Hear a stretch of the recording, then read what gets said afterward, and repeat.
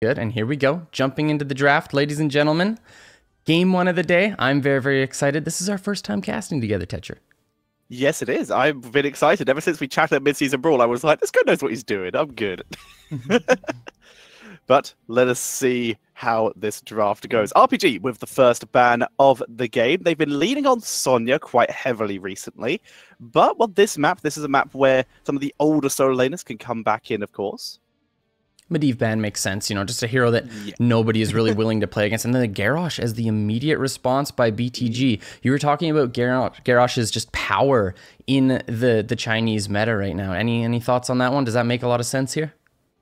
There are several teams who, if they run Garrosh, it can be an insta-win, and several who just don't seem to have it right. For example, SPT, they sometimes have it right, they sometimes just aren't able to make it work. Whereas CE, if you give them a Garrosh, they're going to win the game. But with it being banned out, RPG leaning on what apparently has just given MJ some really good games recently, it's going to be the Stukov. Stukov, one of those heroes that's just overall a very powerful hero. You can't really get completely destroyed in the draft by going Stukov as a first pick. And heck, if that's one of your best first picks, then why not do it? Now BTG, they see that Stukov. What is their response? Maiev is up, Malfurion up. There's Malfurion and Genji as a response. So dive there with the Genji, which is something that you want against the Stukov. I'm liking these first two picks from BTG so far, but what are the response picks now? You see that Malf, you see that Genji. You want something to be able to deal with that Genji, and Garrosh is off the board. I wonder if something like a Diablo might come in a little bit early? Diablo, potentially Varian, any kind of targeted lockdown to be able to punish that Genji could be absolutely on the cards right now to bring in some of that punishing play. In terms of tank play, RPG have one dedicated tank and then their solo laner in the form of Wrong. I don't know enough about Wrong to estimate his potential preferences there due to the fact that he's only been in for yesterday's play. So we'll have to see what they end up going through with for that specific player. But taking their time as RPG at this point, and why not? You've really got to Chicken was playing that yesterday, I believe, if I remember correctly. Chicken, for those of you who see all the Master Lead stats earlier, same with this Tyrael, see playing that yesterday. Chicken, the player with the widest hero variety in any HGC region, and he's bringing out the Maiev here today. And C, with that Tyrael, give that extra protection, get stuck in with the melee. And I like that. You're going to have the Sanctification as a response to the Dragon Blade, Sanctification for the Twilight Dream as well. So I actually really, really like these pickups. And then just quickly, do you want to resync? Because it seems like we might have desynced at some point. Okay. How do we do that? Same way as before. Go to the cog and load it up. Okay, bring up the timer. 10.34? Yeah, you've got very far ahead. If you just hit pause and then play on the stream and try and get back to around where you were, so 6.3-ish, that's close enough. That is a third of a second, so we'll take that. Solid. So, Zeratul now banned out. Now, this is interesting because Sa and Chicken, both very strong Zeratul players. I don't know about Wrong, but it's a hero that RPG have leaned on in the past. It's a hero that they've leaned on this year a fair amount. It has been extremely effective for them, including running one of the first Might of Nerazim Zeratuls that we really started to see after Zeratul's resurgence. See, what interests me is the fact that Maiev is already represented for RPG, and then you have a melee flex banned off. So the amount of melee on the team for RPG would be overwhelming if Zeratul went through. So that's a little bit of an interesting ban there. And usually you see, Zeratul as a counter to the Sanctification, but we're not seeing that right now. And then the ban of Varian when they have the Genji. This is all interesting stuff. I wonder what that Varian means. Do they plan on going some sort of shield or perhaps a Tracer for RPG? Is Tracer going to be coming in later in on the draft, or some other hyper carry? BTG now with the Junkrat and the Sonya. We were talking about, or you were mentioning that Sonya is a fairly powerful pick in this meta over here. And then Junkrat, I just like against the Tyrael and the Maiev in general. I love that pickup. Junkrat's one of my favorite heroes. I don't blame you. He is fantastic. Some of the best late game scaling out of any hero, so that's super cool. And also, it does open them up if they really do want to for something like a Johanna who can clean out those Warden cage walls and also just benefits from a highly poke-based composition. So having a Junkrat on your team, sieging into the enemies and just tanking with that Johanna if they go for that. Muradin otherwise, maybe even Arthur's if the comp does still go super melee. They have plenty of options now. So still taking their time, RPG, and they should, right? You know, you want to pick the best heroes for this scenario, but I really do see something like a Tracer coming through, you know, especially with that Varian ban. It looks like a reasonable pickup here. The Tracer-Genji matchup is one that's really fun to watch, really fun to cast, you know. It's a huge skill matchup, and then you also have that ability to just get onto that Junkrat and take him down, and it's the Thrall as well. So we've got that the melee flex in the Thrall. I really like this draft from RPG. As do I. It looks good, but there is that Diablo. You mentioned it for RPG. RPG decided, excuse me, we're going to go a little bit safer and just try and play around you using lots of shields and lots of burst damage. And the response is, well, you have lots of nice squishy targets. Maiev, we can keep a CC. Tracer, of course, we can find a vault to hit her into. Diablo is a really solid pick for blowing up some of those targets. Yeah, I love that. I can't really see another warrior that would have suited that same that role there. Like, what else could they have gone? Maybe like a Muradin or an ETC or something like that. The play style completely. Exactly. I like this Diablo because tankiness. Yeah. Because now it's just challenging Tracer. It's like, we see that pickup. We're not afraid of it. We've got Diablo. You know, that level 13, 16 starts coming through for Diablo. He starts looking at one-shotting basically anyone on the side of RPG. So you have to pay attention to that when those sort of talent tiers start coming through. But as far as just controlling this map, this is Sky Temple. So Junkrat, the range poke, really going to come into effect here. You know, Thrall, not as much, and especially with the Crash Lightning falling out. So yeah, I would say that this is going to be an echo. Yeah, like the sustain is there for both of these teams as far as the supports, you know, the Malfurion and the Stukov, but I like BTG's ability to just step up and poke off with that Junkrat, and as well, we got to talk about the zone control that hero provides. Oh yes, having those concussion mines, especially on the boss, because that's where zone control is going to become the most important. Diablo and concussion mines from Junkrat are going to give you the max amount of control over that point, compared to Holy Ground, though, and Sank, maybe even Sundering. These boss fights, if we have any, could be some of the most hectic. Spawning on the left, it is RPG with Chicken, MJ, Sar, C, and Wrong BGG, the newest substitute player. He's rocking the Thrall today. Looking good is this team in blue. And on the red side, we've got BTG 619 on that Diablo LLK, on the Junkrat Druid, on Malfurion. We got Dancing on Genji, and Lie on the Sonya. This is going to be a good first match of the day. I am extremely excited. Let's go. As am I. So we are in fact starting off with an Echo of the Elements Thrall. Thank God. I would be very upset if we got for Crash Lightning on this map. As we see Tyrael holding down the front line, just going to use the Eldarin's Might, of course, for a little bit of scouting. Tracer even gets a little tiny bit of poke damage onto 619, but backing up. She knows how scary 619 can be on that hero. Yeah, and BTG should have control over the lanes during this early game, but here we go. The Spirit of Vengeance is going out looking for something, but no Umbral Bind. See, actually taking a lot of damage here and almost goes down Silence to just kind of stop the engage from BTG. These teams is looking at skirmishes during the early game. Welcome to China, Mr. Kala. We have a lot of skirmishes. We have had 5v5 Siege Giant camp fights at 1 minute before. That was, oh, sorry, at spawn minute before. But right now, we're seeing RPG. Very aggressive rotations here. Wrong gets flipped. Needs to use this Wind Fury to try and get out. The healing's not enough. Frostwolf does not proc, and he gets taken down. Yeah, Thrall has to be careful in this solo lane matchup, because as soon as Diablo goes off the map, just has to be very cautious of that coming up and looking for the gank, and they end up finding it, especially with the Tracer. Or sorry, Tracer, not obviously on the same team, but anyhow, Tracer using the Pulse Bomb there in that scenario to pick up the Siege Camp. So early Siege for RPG pushing into this bottom lane. The response from BTG picking up their Bruiser Camp and Siege at the same time. So I wonder if they're going to be de-pushing RPG Siege and then looking to push their own top. We'll have to see how they end up playing this one, but worth mentioning, RPG have the Tyrael, so that Justice for All on that Bruiser Camp can do a lot in the top lane. We'll have to see how RPG end up rotating their Tyrael here. He is represented topside, which is good to start out. And here comes the Stukov as well.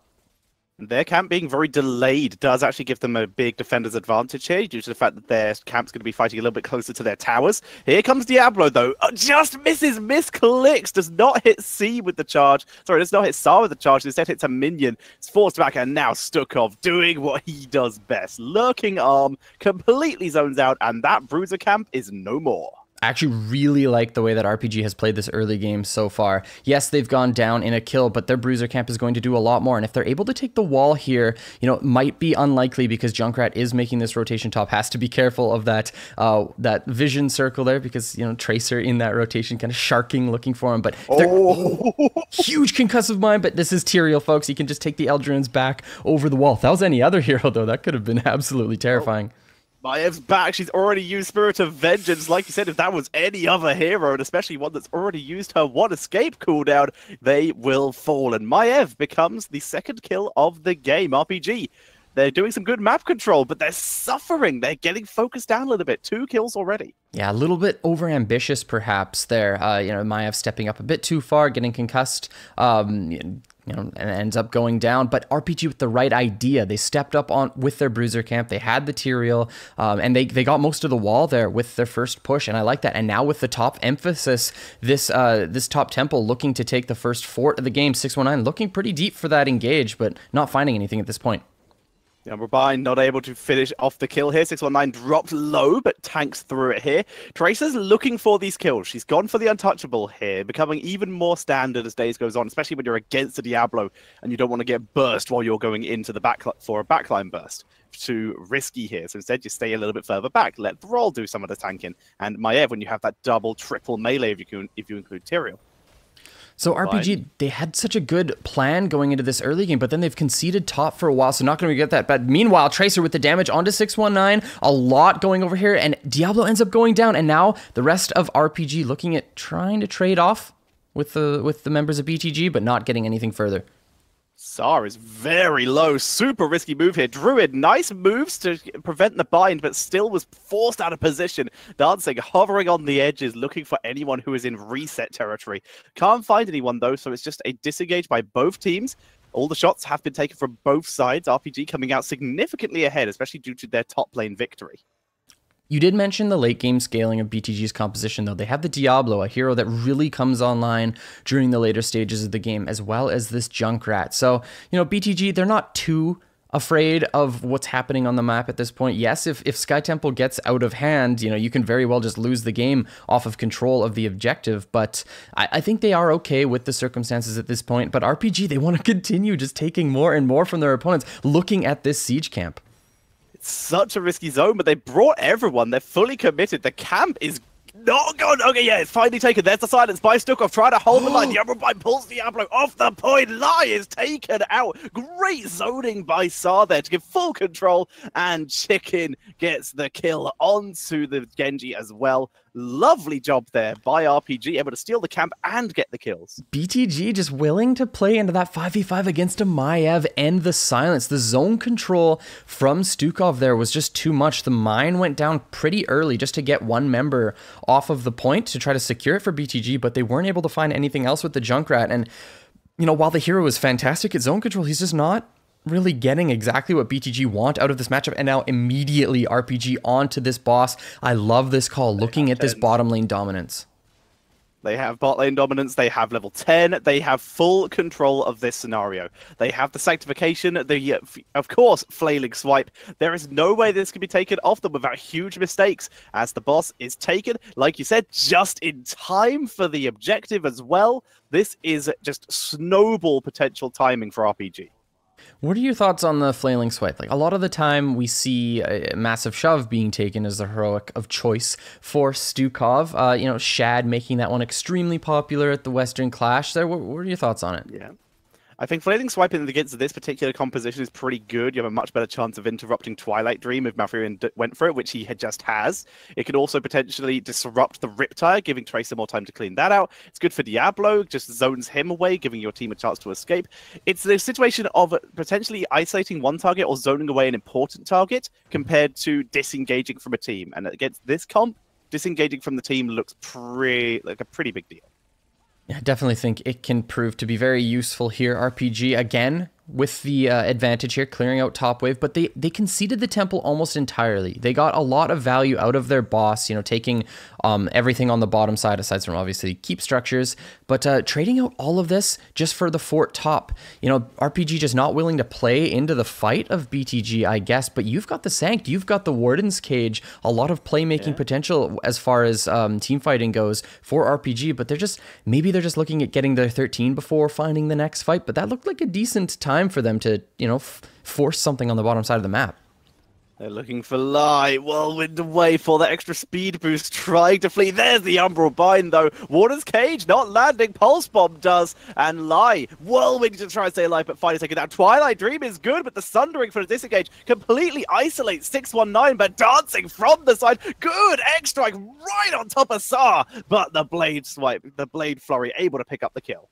Now RPG with those kills likely going to push out this mid lane, see if they can get a little bit of mid damage here, but LLK on that Junkrat is going to be, you know, huge for stopping the advance. There's the Umbral Bind onto Diablo. Quest finish there, so he's very tanky, in a lot of trouble, but the Sanctification is there, and the Riptire to just try to stop the advance of RPG, but they keep going. LLK so low, but the combination onto Tyrael, they have to back out of this one. Oh my god.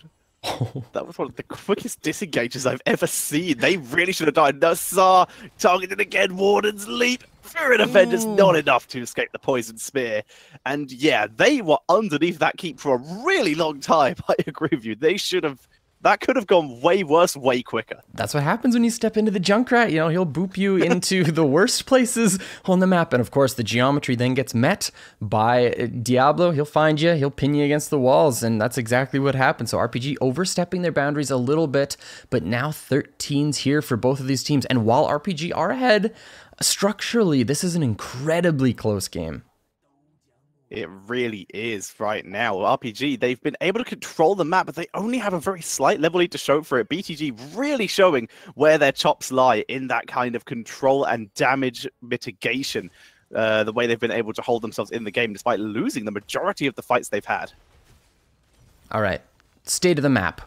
We've got mid and bottom temples spawning so far. BTG stepping up onto this middle one. Bottom not touched at all. And BTG pushing in the top wave. So likely a member from RPG. If they're valuing the soak up here, will have to be up here. Tyrael is represented, so he's probably going to be the one who tries to pick that one up. But getting found in this rotation is Tyrael, but he's going to be able to walk away from this one without taking too much damage. The Riptire, though, does Dancing find it? And he does. Tyrael actually just gets completely tracked down.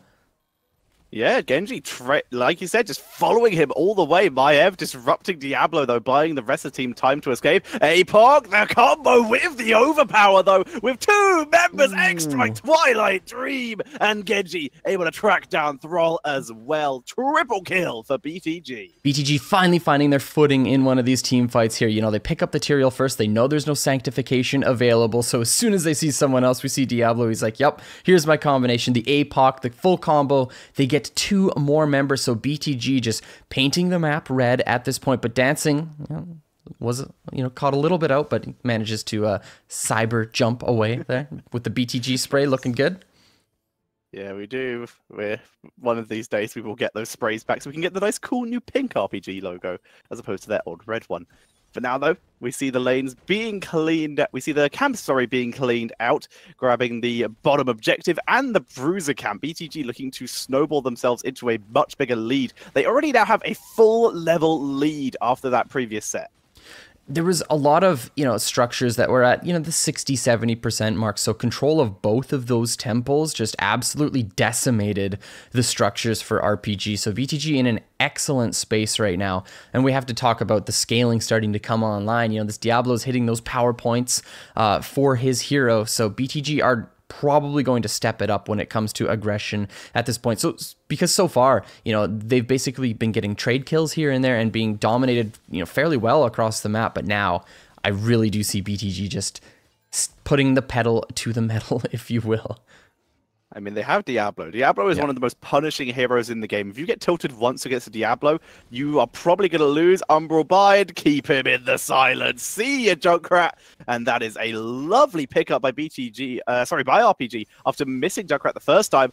A risky move here. Once again, though, they have Holy Ground. Sank is off cooldown. Everyone sees this. They 100% know it's happening, and BTG willing to take a 4v5. In they come with the APOC, while the boss at half health. Warden's Cage on the backline, though, with the Sundering. Sanctification, not the best angle, but it's good enough as RPG shred through this fight. Full team wipe by RPG with the boss picked up. BTG willing to fight down a member there on the boss point. When you mention it, Sanctification, Warden's Cage, Sundering, literally everything you never want to play against, and they fight into it. But they had bruisers pushing top. We see here, like, look at all of just like the clustered damage there. The Warden's Cage, I don't think you can get a better one under those circumstances than just kill after kill. RPG pick up everything they want here. Here's the Concussive Mind, Diablo trying to get some damage, but Spirit of Vengeance is enough to get Maiev away. Wow, what a play by RPG.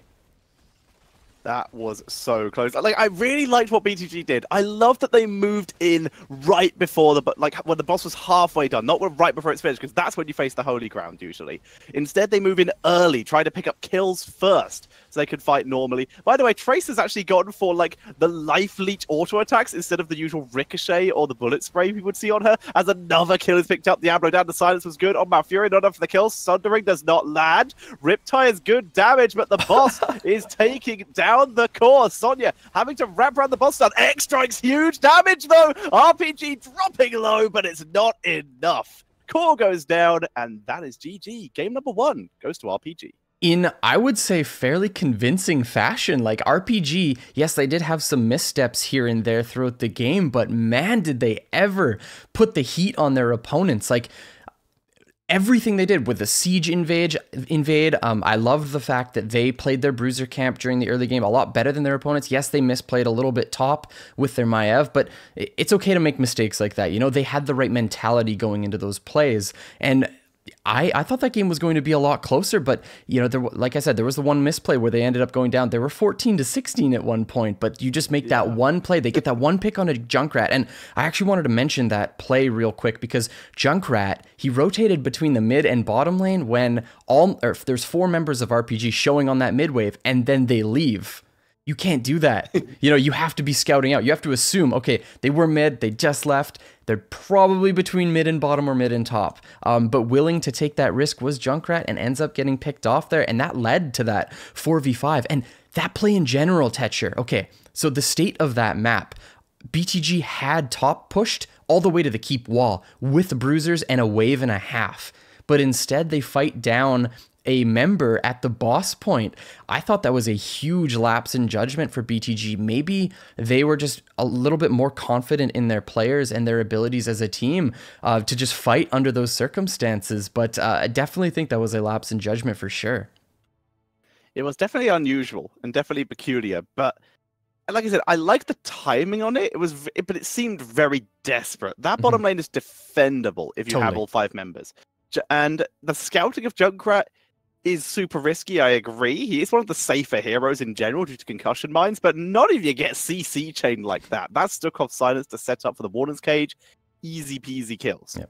But for now, RPG from last place and now 1-0 up against the team that went to BlizzCon last year, BTG. RPG must be feeling really good, like absolutely fantastic here. They've got to be super excited. And their draft, they started off with that first pick, Stukov. You know, not something you traditionally see very often, but it worked for them. Their Stukov played fantastically, and I loved their heroic choice as well. We were talking about it a little bit throughout the game, but I personally love the fact that they went Flailing Swipe. It worked super well there. Most of the time you do see the shove, but, you know, there was the one time mid where they end up overstepping a little bit, and they pick up that heroic. They get a lot of use out of it. So I love what RPG is doing with their draft so far. As do I. Really am enjoying this. Their substitute player wrong as well. Really decent thrall play. No issues at all from him there. I'm very impressed. But of course, the MVP has to be Sar. Warden's Cages galore, and pretty much every Umbral bind resulted in a kill except for like 2 on Diablo in like that middle jungle area. He was a dominant force on that hero. And even though, you know, he did misstep a little bit throughout the game, I liked the fact that he was doing that, like pushed up so far as the Maiev, trying to get picks that he would, you know, normally not be able to find. And just, the biggest play for me, it was just like the snowball from the Siege invade. You know, you have that Maiev, you have all of these heroes that work so well in clustered environments, and Maiev played that one at the perfect pace. She didn't go in too early, she played it very well, and they ended up just using this hero extremely well. You know, the Warden's Cages, as you said, were just absolutely perfect throughout the entire game. I would expect to see RPG trying to favor this hero moving forward, that's for certain. Couldn't agree more. And a reminder of what these teams are currently fighting for. For starters, they were fighting for Crucible positions. The teams that came the bottom two were going to the Crucible. That has ended up being the... hang on, I will double check this to make sure I'm not going to say something stupid. The teams, as far as I'm aware, are going to be at minimum Sunny Lion, because they did come dead last, unfortunately losing the first game of the playoffs to RPG, and Soa. So unfortunate. They've had such a great recovery, but it seems the loss of Molly from them was a little bit too rough, and they are now moving to Crucible play. But the teams that are left in are fighting over a mid-season brawl position. HGC China has one team already qualified, Challenge. They are first place, so even if they lose their playoff game, they're still going through in second seed. So Challenge automatically going to the mid-season brawl to join the teams also confirmed. Dignitas, Fnatic, Tempo Storm, Ballistics? Yes, Ballistics, and KSV. So lots of teams, but of course, China only gets 2 spots as they got kind of wrecked at the Eastern Clash, so they lost one of their spots to Korea. Feels NA, man. I know what that's like. No, but we didn't get super wrecked. Wait, you guys beat Europe for the first time. Yep. Okay, I thought you were gonna say, wait, you guys got smashed. I was like, wait, what are you? Are we gonna have a conversation here, Tetcher? Come on, man. That was the opposite. I expected you to get smashed, and I was so wrong. So wrong. It was unreal. Tempo Storm and Heroes Half especially, so impressed. Yeah, I honestly cannot wait for mid-season brawl, and watching these games and getting to cast these games gives me a little bit more insight to what's happening in China on a little bit more of an intimate level, because most of the time I just watch games or check out replays or check out statistics on certain websites, but here, like, actually getting to watch all of the games and the full stories unfold is really exciting to see. So what's really going to be important is that the contest for second place here, because as you mentioned, CE already confirmed, so big story is being able to take that number 2 spot here, be that second team to mid-season brawl. All these teams really wanting to find that place, because getting to go to Sweden, play some video games with your team, it's pretty exciting stuff. Yeah, DreamHack Summer, one of the highlight events of the year across multiple games, but especially for HGC. The pre-BlizzCon, as we can probably call it here. It's going to be good. Second map of the day, going to be Dragonshire, chosen by RPG. And as a heads up, we say it's all about that second place position. The match that is the key match here is the one. The one are currently in that start of the second seed. So if the one win the first match they play, or anyone beats the one, then they will be going to